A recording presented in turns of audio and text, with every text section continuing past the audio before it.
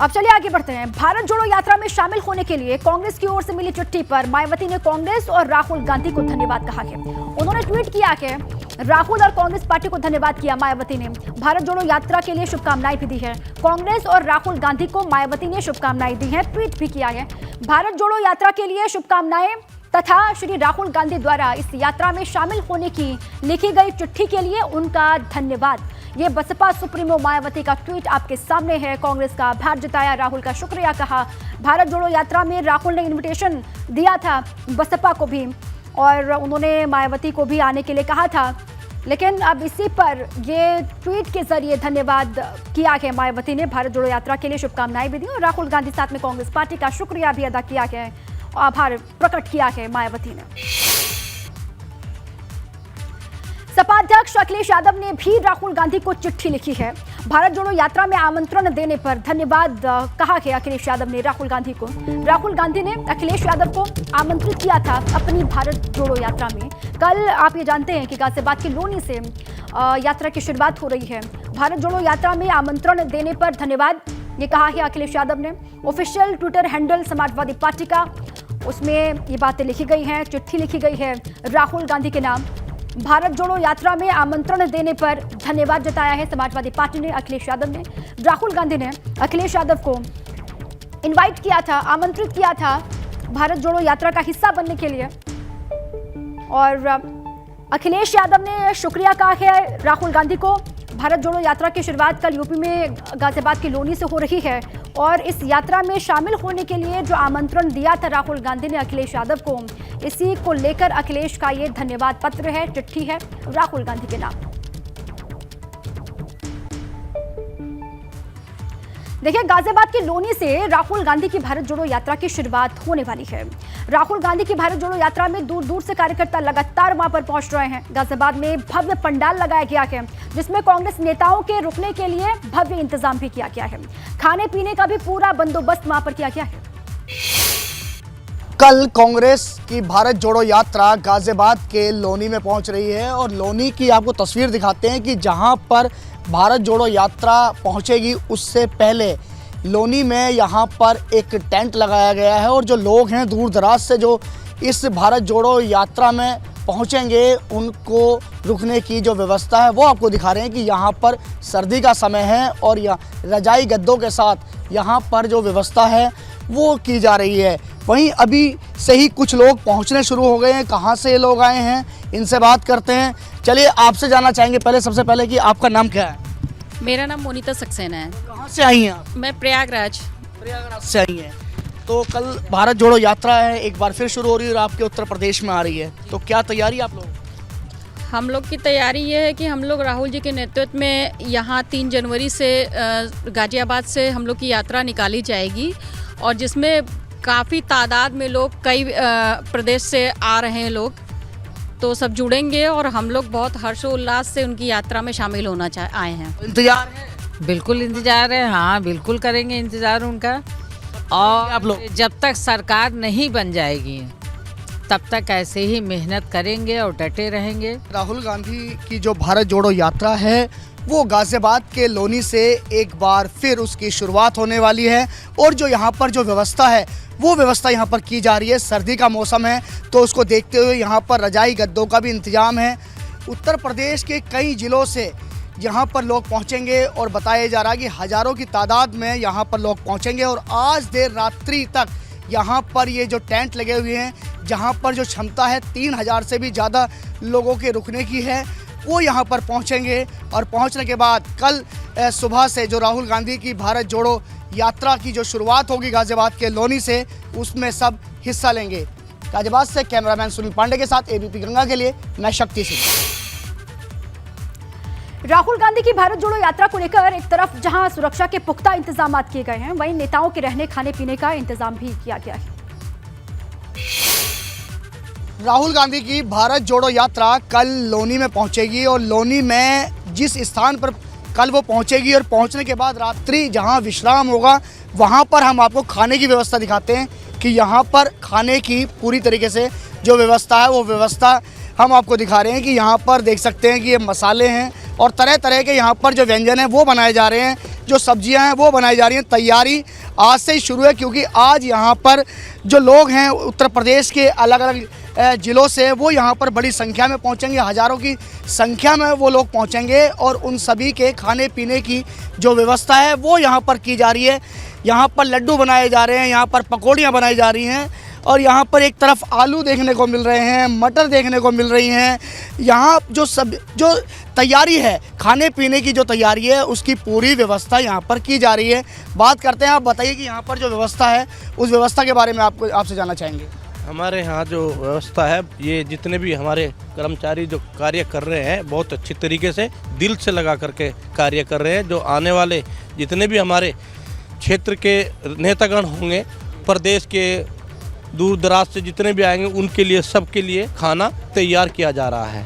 गाजियाबाद से कैमरामैन सुनील पांडे के साथ एबीपी गंगा के लिए मैं शक्ति सिंह। कानपुर में रिवॉल्वर लेकर धमकी देने का आरोप, मामूली विवाद के बाद धमकी देने का आरोप है। रिवॉल्वर लेकर के धमकी देने का वीडियो सोशल मीडिया पर वायरल।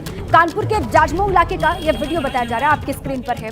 मामूली विवाद जिसके बाद रिवॉल्वर लेकर धमकी देने का दबंग का वीडियो वायरल हो रहा है। कानपुर के जाजमऊ इलाके का यह वीडियो बताया जा रहा है, एक्सक्लूसिव आपको दिखा रहे हैं। हाथ में रिवॉल्वर और धमकी देता हुआ दबंग आप इस वीडियो में देख सकते हैं। किसी बात को लेकर विवाद हुआ था, ये जानकारी मिल रही है और उसी विवाद में आकर के गुस्से से वहां पर दबंग आता है और हाथ में रिवॉल्वर लिए हुए वो दिखाई दे रहा है इस वीडियो में। धमकी देता हुआ दबंग को आप सुन सकते हैं। कानपुर के जाजमऊ इलाके का ये वीडियो बताया जा रहा है। अब इस वीडियो की पड़ताल कर रही है जाजमऊ पुलिस। मेरठ से अगली खबर। मेरठ में जमीन के विवाद में मारपीट और पथराव हुआ। पथराव का वीडियो सोशल मीडिया पर वायरल है। सिविल लाइन इलाके के सूरजकुंड का ये मामला बताया जा रहा है। मेरठ से खबर, जमीन का विवाद दो पक्षों के बीच में चल रहा था और इसी विवाद में मारपीट और पथराव किया गया। पथराव करते हुए लोगों का वीडियो सोशल मीडिया पर वायरल हो रहा है। किस तरीके से मारपीट यहाँ पर की जा रही है, एक दूसरे को किस तरीके से पीट रहे हैं लोग। एक्सक्लूसिव ये तस्वीर आपके टेलीविजन स्क्रीन पर है। मेरठ से ये खबर, जमीन का विवाद यहाँ पर लंबे वक्त से चल रहा था। दो गुट के बीच में दो गुटों के लोग आपस में इस तरीके से भिड़े हैं। सिविल लाइन इलाके के सूरजकुंड का ये मामला है मेरठ के।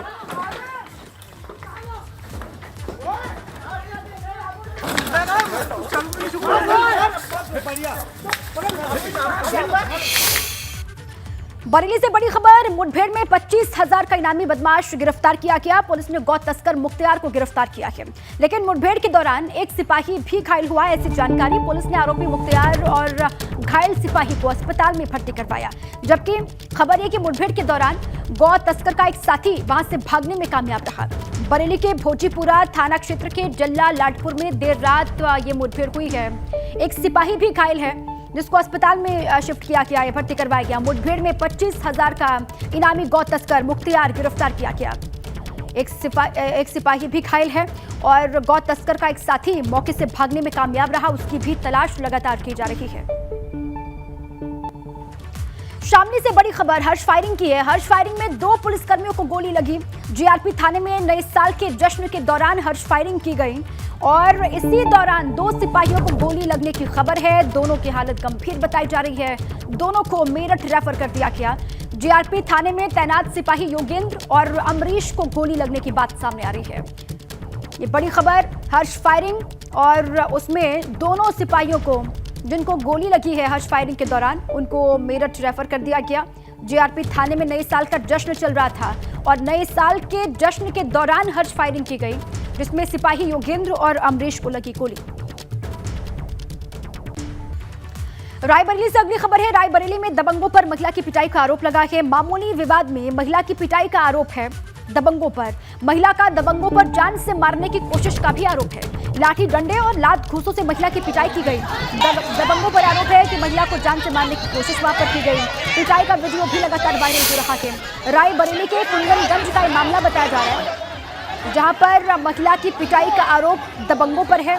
मामूली सी इनके बीच में कोई विवाद, मामूली सा विवाद चल रहा था और उसी विवाद में इस तरीके से मारपीट महिला के साथ की गई। लात घूंसों से, लाठी डंडों से महिला को पीटा गया और जानकारी ये कि महिला को जान से मारने की कोशिश भी दबंगों ने की। बड़ी संख्या में गांव के लोग यहां पर इकट्ठा हुए और ये कहा जा रहा है कि सभी की मौजूदगी में एक महिला को दबंगों ने पीटा। इस बात को लेकर इनके बीच में विवाद, इसको जानने की कोशिश अब पुलिस करेगी। रायबरेली से ये खबर है, रायबरेली में दबंगों ने महिला को पीटा, लाठी डंडों से, लात घूंसों से जान से मारने की कोशिश दबंगों ने की है, ये आरोप है महिला का। लखनऊ से खबर है, लखनऊ के गाजीपुर थाना क्षेत्र में गुंडागर्दी का वीडियो लगातार वायरल हो रहा है। लोगों को लाठी से दौड़ा कर पीटने का आरोप है। इंदिरा नगर सी ब्लॉक के अग्रवाल प्लाजा के सामने का ये मामला बताया जा रहा है। भाजपा नेता के भाई पर पिटाई करने का आरोप लगा है। सौरभ पाठक नाम युवक का बताया जा रहा है। लोगों की पिटाई का आरोप सौरभ पाठक पर ही है। भाजपा नेता का भाई बताया जा रहा है जिस पर पिटाई का आरोप लगा, सौरभ पाठक नाम है। लोगों को लाठी से दौड़ा कर पीटने का ये वीडियो तेजी से हो रहा है वायरल। लखनऊ के गाजीपुर थाना क्षेत्र का ये मामला है। गुंडागर्दी का लाइव वीडियो आप देख सकते हैं और इस वीडियो की पड़ताल अब की जा रही है। भाजपा नेता का भाई बताया जा रहा है जिस पर पिटाई का आरोप लगा। जालौन से अगली खबर है। जालौन में नदी में फूल विसर्जन के दौरान नदी में युवक गिर गया। नदी में गिरने से उसके बाद में युवक का पता नहीं चल पाया है अभी तक ये जानकारी। गोताखोरों की टीम नदी में युवक की तलाश लगातार कर रही है। पुलिस के आला अधिकारी वहां पर मौके पर मौजूद हैं जो गोताखोरों के साथ में लगातार युवक की तलाश में जुटे हुए हैं। जालौन से ये खबर, फूल विसर्जन के लिए युवक यहाँ पर गया हुआ था, नदी में गिरा, जिसके बाद से उसका अभी तक कोई सुराग नहीं लग पाया, पता नहीं चल पाया है। गोताखोरों की टीम को मौके पर बुलाया गया और स्थानीय प्रशासन की टीम भी वहां पर पहुंची है। पुलिस के आला अधिकारी वहां पर मौके पर मौजूद हैं जो लगातार युवक की तलाश में जुटे हुए हैं।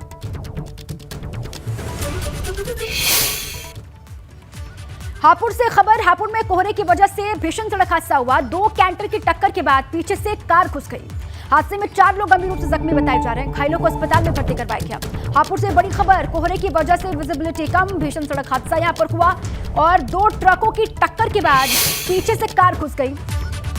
हादसे में 4 लोग गंभीर रूप से घायल बताए जा रहे हैं। हादसे के बाद की तस्वीर आपके सामने है, कितना जबरदस्त ये हादसा रहा। 2 ट्रकों की टक्कर, पीछे से कार घुस गई, देखिए आप। और इस हादसे में 4 लोग गंभीर रूप से जख्मी बताए जा रहे हैं। घायल 4 लोग हैं जिनको अस्पताल पहुंचा दिया गया। घायलों को अस्पताल में शिफ्ट किया गया है। हापुड़ से ये हादसे की खबर, कोहरा था घना, विजिबिलिटी कम कोहरे की वजह से और ये हादसा हुआ। 2 ट्रकों की टक्कर हुई और पीछे से फिर कार घुसी जिसमें 4 लोग घायल बताए जा रहे हैं।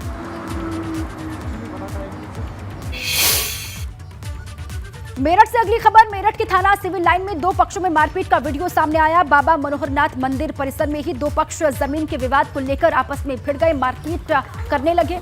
करोड़ों की जमीन को लेकर गोस्वामी पक्ष ने मंदिर के महामंडलेश्वर और उनके समर्थकों पर पथराव कर दिया। पथराव और जानलेवा हमले की सूचना पर कई थानों की पुलिस फोर्स वहां पर पहुंची, लेकिन पुलिस के सामने भी ये मारपीट होती रही। इस मारपीट में कई पुलिस वाले भी जख्मी बताए जा रहे हैं। बाद में पुलिस ने कई लोगों को हिरासत में लिया और पूरे इलाके में बड़ी संख्या में पुलिस के जवानों को तैनात कर दिया गया है। पुलिस की नजर यहां पर बनी हुई है।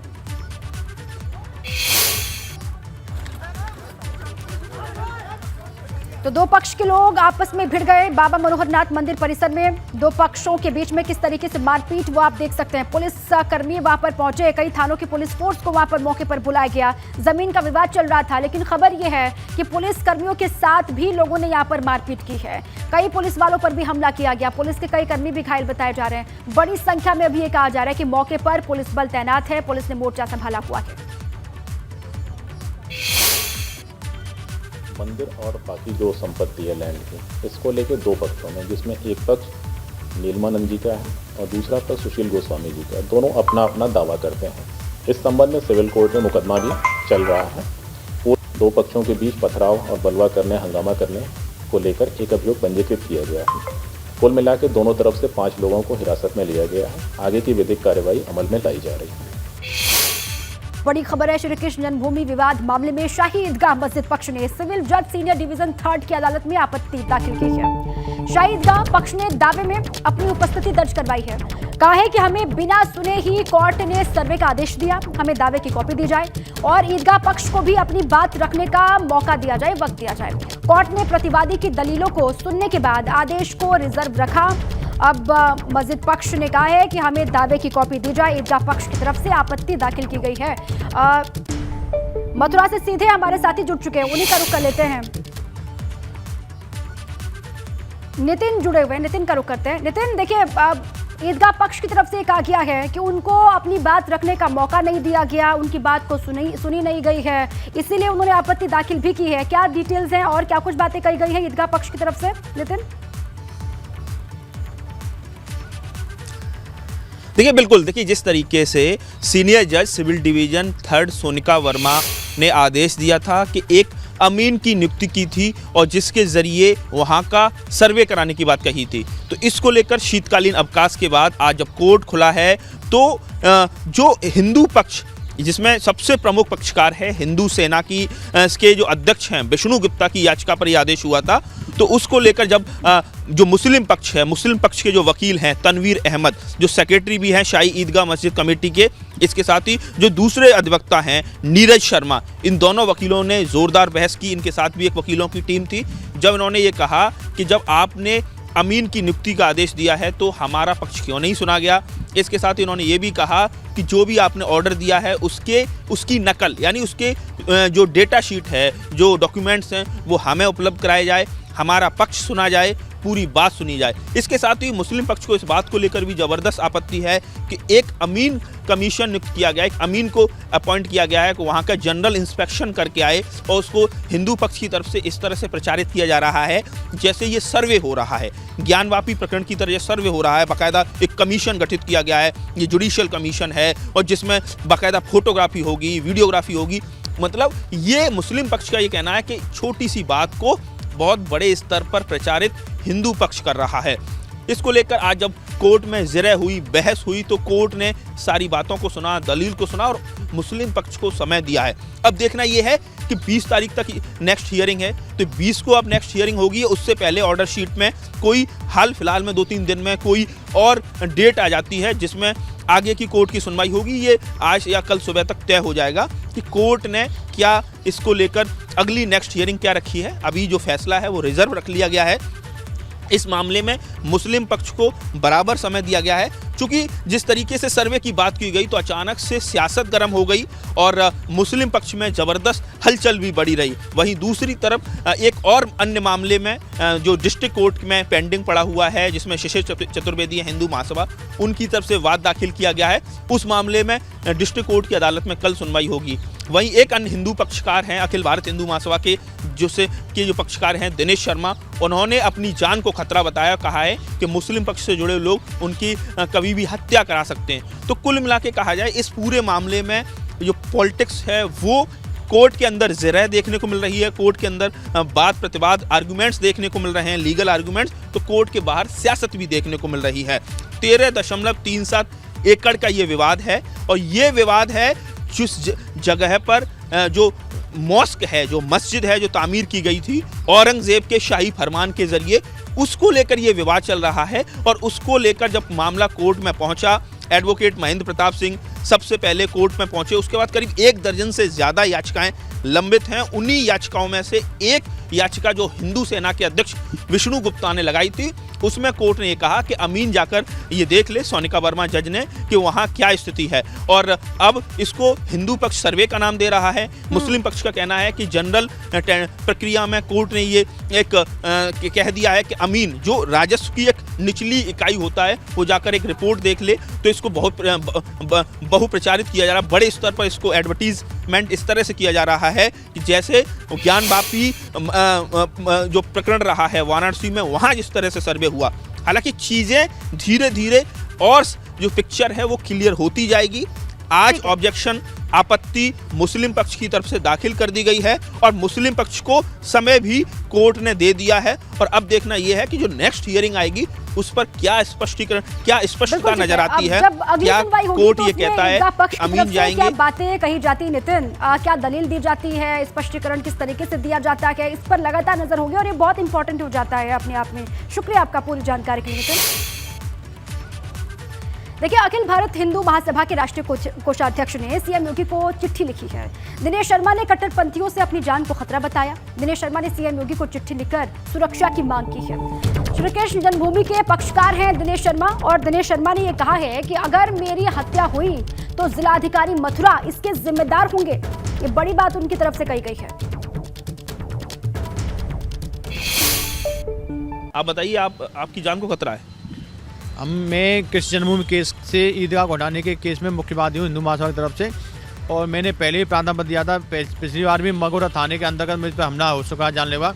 कल भी मैं अपने घर जा रहा था तो मुझ पर हमले का प्रयास किया गया और मुझ पर मेरी जो घर की रैकी की जाती है, तो मैं कहीं ना कहीं मुस्लिम समाज के निशाने पे हूँ और मेरी कभी भी हत्या हो सकती है। तो मैंने माननीय मुख्यमंत्री से मांग की है कि यदि मेरी हत्या हो जाती है तो मथुरा डीएम को जिम्मेदार समझा जाए, क्योंकि मैं मथुरा डीएम को कई बार प्रार्थना पत्र दे चुका हूँ कि मेरी सुरक्षा करें, मेरी कभी भी हत्या हो सकती है। मथुरा डीएम सुनवाई नहीं, लेकिन अभी तक कोई सुनवाई नहीं हुई है। न जाने शासन प्रशासन की क्या मंशा है, अभी तक सुरक्षा नहीं मिल पाई है। मथुरा से नेत्र उपाध्याय, एबीपी गंगा। श्री कृष्ण जन्मभूमि और शाही ईदगाह मस्जिद मामले में हिंदू सेना के मुख्य पक्षकार विष्णु गुप्ता के अधिवक्ता शैलेश दुबे से एबीपी गंगा के संवाददाता नितिन उपाध्याय ने खास बातचीत की। उन्होंने सर्वे के लीगल आधार को बताया है और समझाया कि सर्वे के आधार पर क्या तय होगा। शीतकालीन अवकाश के बाद जो सर्वे के जो आदेश दिए गए हैं उसकी जो लीगल प्रक्रिया है वो आज से आगे बढ़ेगी। हमारे साथ बात करने के लिए मुख्य पक्षकार के अधिवक्ता शैलेश दुबे जी हैं। सर, ये बताइए कि आज क्या क्या कोर्ट में रहने वाला है, क्योंकि जिस तरह से जो वैकेशंस के बाद आज कोर्ट खुली हैं। आज शीतकालीन अवकाश के बाद प्रथम दिन न्यायालय खुला है। आज जैसे कि मैं आप सभी को संज्ञान में पहले पूर्व में दे चुका हूँ कि ठाकुर श्री कृष्ण भगवान के लिए हमने जो उनकी भूमि उनके नाम पर है उसको सुरक्षित करने के लिए दावा प्रस्तुत किया है, जिसमें अमीन महोदय के निरीक्षण के आदेश किए गए थे। वो अमीन महोदय आज हमको सूचना देंगे पक्षकारगण को कि किस दिन वो निश्चित करेंगे परीक्षण के लिए जाना। शाही ईदगाह मस्जिद परिसर में सर्वे किस तरह से होगा, आपका क्या इसको लेकर लीगल आपका नज़रिया? मैं आपको बताऊं कि ये हमारे न्यायालय की प्रक्रिया का एक भाग है, जिसके अंतर्गत अमीन महोदय जो जाते हैं वो जो भी वास्तु स्थिति संपत्ति की होती है उसका निरीक्षण करते हैं और जहाँ पे जो चीज़ें मौजूद हैं वो न्यायालय के समय लाकर और उसको उनको प्रस्तुत करते हैं, सारी चीज़ों को बताते हैं। जैसे कि कहीं पे कोई मज़ार बनी है, कहीं कोई कमरा बना हुआ है, कहीं कोई पौराणिक कोई चीज़ बनी हुई है, वो सबको अपनी लाएंगे, नोट करके अपनी आख्या प्रस्तुत करेंगे और नक्शे के साथ माननीय न्यायालय के समक्ष रखेंगे। मथुरा से नितिन उपाध्याय, एबीपी गंगा।